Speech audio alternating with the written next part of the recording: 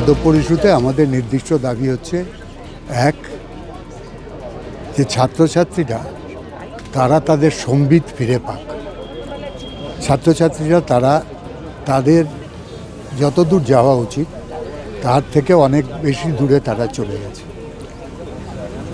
ছাত্র আন্দোলন মানে অধ্যাপকদের অপমান করা, এটা কখনোই হতে পারে না।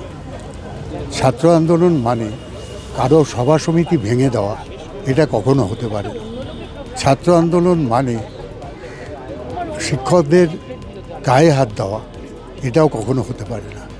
ছাত্র আন্দোলন তার যে নির্দিষ্ট দাবি দেওয়া, সেটা তার শিক্ষা সংক্রান্ত দাবি, তার পরিবেশ সংক্রান্ত দাবি, যে পরিবেশে তারা থাকে, তার হোস্টেল সংক্রান্ত দাবি, তার সিলেবাসের দাবি, তার বইপত্রের দাবি, এরকম আরও অনেক কিছু দাবি হতে পারে। যে শিক্ষকদের তারা থ্রেট করে দাবি আদায় করবেন, এটা কখনোই হতে পারে না। এই আন্দোলনের ফল কী হয় আমরা অতীতে দেখেছি, ভবিষ্যতেও দেখবো হয়তো। ছাত্রদের সেই আন্দোলনকে সমর্থন করি যেখানে ওরা নির্বাচন চাইছে, ছাত্র নির্বাচন অবশ্যই চাই, আমরা সেটা সমর্থন করি, কিন্তু যে পদ্ধতিতে তারা চাইছে সেটা সমর্থন করি না। শিক্ষামন্ত্রীর গাড়ি ভেঙে দেওয়া, তাকে মারধর করার চেষ্টা করা, তার দেহরক্ষীদের নিগৃহীত করা, তার সঙ্গে যারা প্রফেসর এসেছিলেন, ওয়েব কুপার প্রফেসর, তাদেরকে মারধর করা, এটাকে আমরা একেবারেই সমর্থন করি না। এবং প্রত্যেকটা জিনিসের একটা পদ্ধতি আছে, একটা গণতান্ত্রিক পদ্ধতি আছে, আমরা গণতান্ত্রিক দেশে বাস করি এবং নির্বাচনটা একটা গণতান্ত্রিক প্রক্রিয়া। কিন্তু তাহলে কি ওরা এটা বলতে চাইছেন যে হ্যাঁ নির্বাচন হবে, ছাত্র নির্বাচন হবে, কিন্তু সেখানে শুধু একটা দলই লড়বে, বিপক্ষ কাউকে লড়তে দেওয়া হবে না? ওরা কি সেটা চাইছেন? তাহলে সেটা তো গণতন্ত্র হলো না, সেটা তো স্বৈরতন্ত্র হলো। তো আমাদের এটাই বক্তব্য যে স্বাধীনতা মানে বা মুক্তমনা চিন্তা মানেই স্বৈরাচার নয়। এবং এখনো পর্যন্ত সবাই ওদের সঙ্গে, কর্তৃপক্ষরা সবাই তাদের সঙ্গে খুব ভদ্র ব্যবহার করছেন।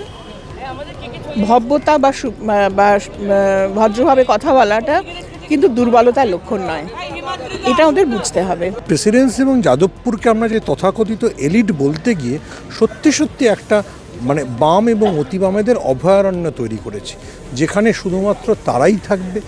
বিজেপির মন্ত্রী হিসেবে বাবুল সুপ্রিয় গেলে সেও আক্রান্ত হবে, তৃণমূলের মন্ত্রী হিসেবে ব্রাত্য বসু গেলে সেও আক্রান্ত হবে। এটা তো গণতন্ত্রের বহুস্বরের প্রমাণ নয়, এটা তো সত্যি বস্তারে জনযুদ্ধ যেটা চালায় সেই ধরনের একটা খাপ পঞ্চায়েত বসানো, যেখানে আমি বিচারক, আমি অভিযোগকারী এবং আমি শাস্তি দেব। এটা কতদিন যাদবপুরের এই আরএসএফের মতো শিক্ষা সংগঠনগুলো চালাবে? সমস্যা হচ্ছে এতে করে তো কোনো পড়াশোনার পরিবেশের উন্নতি হচ্ছে না, এটা করে কোনো পড়াশোনার পরিবেশের উন্নতি হচ্ছে।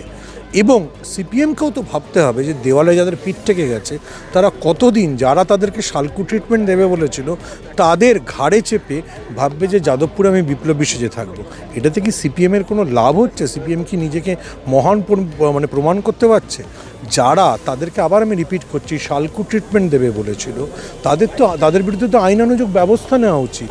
তাদেরকে মাথায় তুলে সিপিএমের রাজ্য সম্পাদক মোহাম্মদ সেলিম যদি দেখতে যান, তাহলে তো আমার প্রশ্ন রাখবে যে আদৌ সিপিএমও কি একটা সত্যি ভারতের গণতন্ত্রের মধ্যে, সংবিধানের মধ্যে থেকে কাজ করতে চাওয়া দল, না এরাও আসলে দেশদ্রোহী?